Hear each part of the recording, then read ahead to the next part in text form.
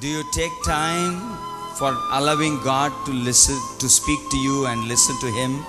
நாளாந்த வாழ்க்கையிலே தேவன் உங்களோடு பேச, தேவன் உங்களுக்கு செவி கொடுக்க நேரம் காலம் கொடுக்கிறீங்களா? How many of us spend morning devotions in the presence of எங்கள் God? எத்தனை பேர் அந்த காலையிலே தேவனுக்கென்று ஒரு நேரத்தை ஒதுக்கி அவரோடு செலவழிக்க I don't want you to feel guilty by raising your hand. நான் கையை உயர்த்தபடியா சொல்லி உங்களை வெட்கப்படுத்த But விரும்புகிறேன். put your hand on the heart of your heart. உள்ளத்திலே கையை வச்சு கொஞ்சம் சோதிச்சு பாருங்க. How many of us spend an hour or half an hour or 15-minute quality time of morning devotion? ஒரு தகுதியான ஒரு நேரமாக ஆண்டவரோடு செலவழிக்கிற நேரம் 1 மணித்தியாலம், அரை மணித்தியாலம், 15 நிமிடங்கள் செலவழிக்கிறோமா? Quality time.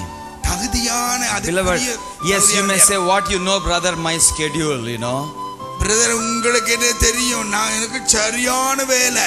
Children, பிள்ளைகள், ladies, husband.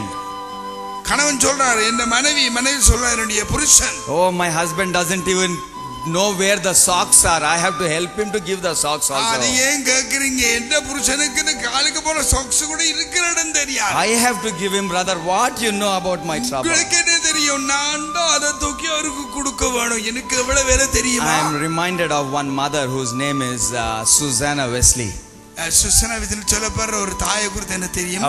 A wife of an evangelist. ஒரு சுசேஷ பிரசங்கியாருடைய மனைவி. A mother of more than 12 children. 12 பிள்ளைகளின் தாய். The mother of John Wesley.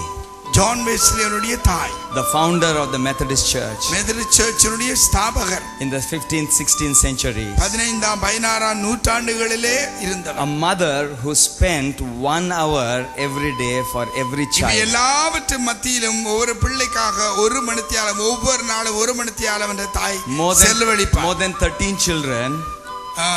More than 13 children.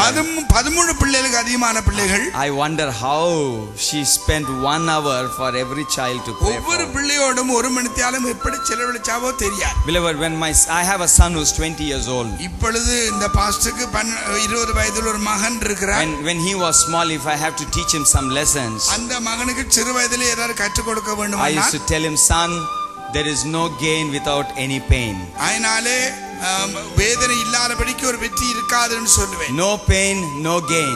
அதாவது ஒரு வேதனை இல்லாமல் ஒரு ஆதாயம் இல்லை. You want to experience the gain of in the presence of God? தேவ சமூகத்தினுடைய அந்த அனுகூலம் ஆசீர்வாதத்தை பெற வேண்டும். You want to experience the gain of listening to God? தேவ சத்தத்தை கேட்கிற அந்த லாபம் அந்த ஆசீர்வாதம் வேண்டுமா? Yes, your 6 o'clock getting up is not sufficient. Get up at 5 o'clock. 6 மணிக்கு எழும்புறது போதாது, 5 மணிக்கு எழும்ப வேண்டும். Spend that 1 hour.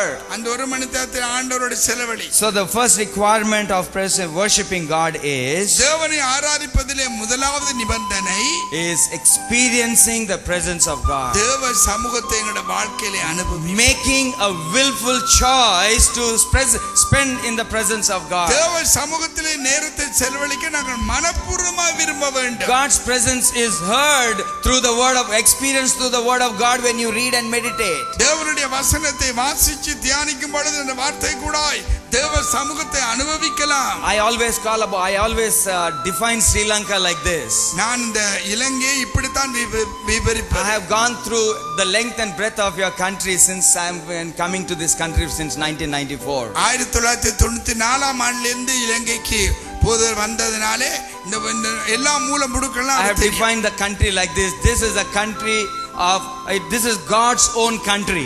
இது இந்த இலங்கை தேவனுக்கு சொந்தமான நாடு. You have the beautiful nature all over you. முழு இலங்கையிலேயும் அழகான இயற்கை வளத்தை, the sea all around you, சுற்றி வர கடல், the mountains, the hill country that you are having. அதேனத்திலே மலைப்பகுதியும் உண்டு. Beloved, I tell you, God's presence is felt in your country in a big way. தேவனுடைய பிரசன்னம் பெரிதான அளவிலே இந்த இலங்கையிலே அனுபவிக்கலாம். So find God's presence in the nature. அதனாலே இயற்கை வளத்திலே தேவ சமூகத்தை நீங்கள் அனுபவியுங்கள். Find God's presence in the word of God. தேவ வசனத்திலே தேவனுடைய சமூகத்தை அனுபவியுங்கள். Not just on a Sunday morning. Yes, this is necessary. ஞாயிற்றுக்கிழமை ஆராதனை மட்டுமல்ல, இது முக்கியம் தான். But on a daily basis. on a daily basis, நாளாந்த வாழ்க்கையிலே, at your house, உங்களுடைய வீட்டிலே, on your bed, உங்களுடைய படுக்கை நேரம், in a place separated for him to worship. ஆண்டவருக்காக ஒரு வேறு பிரிக்கப்பட்ட ஒரு நேரம். Seek the Lord in early and I will be found, says the word of God. காலையிலே என்னை தேடுங்கள் அப்பொழுது கண்டடைவீர்கள் என்று சொல்லி ஆண்டவர் சொல்லுகிறார். So the first requirement we are learning is, முதலாவது நாங்கள் கற்றுக்கொள்ற காரியம் என்ன தெரியுமா? you and I need to make a willful choice, a willful decision to seek the presence of God and hear to the voice of God. அதனாலே மனப்பூர்வமாய் நாம் தீர்மானிக்க வேண்டும், காலையில் எழுந்து தேவ சமூகத்தை நாங்கள் நாடுவது அவருடைய சத்தத்தை கேட்கும்படியா. Verse number 3 says like this. மூன்றாம் வசனம் இப்படியா சொல்லுகிறது. Early the next morning, அதிகாலையில் அடுத்த நாள் எழுந்து Abraham got up and saddled his donkey.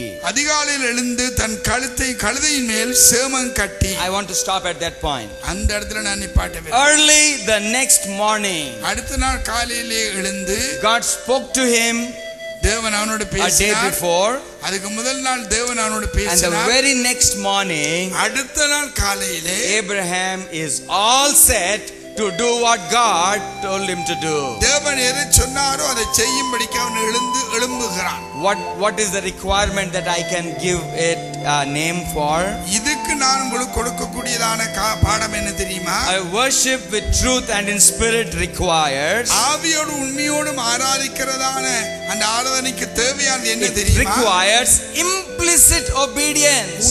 உடனடியாய் கீழ்ப்படிவது. It requires an implicit obedience. உடனடியாய் கீழ்ப்படிவது. When God speaks, தேவன் பேசும் பொழுது he speaks it in clarity. அவர் தெளிவாய் பேசுகிறார். Our God is not a God of confusion, says the word of God. தேவ வார்த்தை சொல்லுகிறது நம்முடைய தேவன் கலக்கத்தின் தேவன் அல்ல.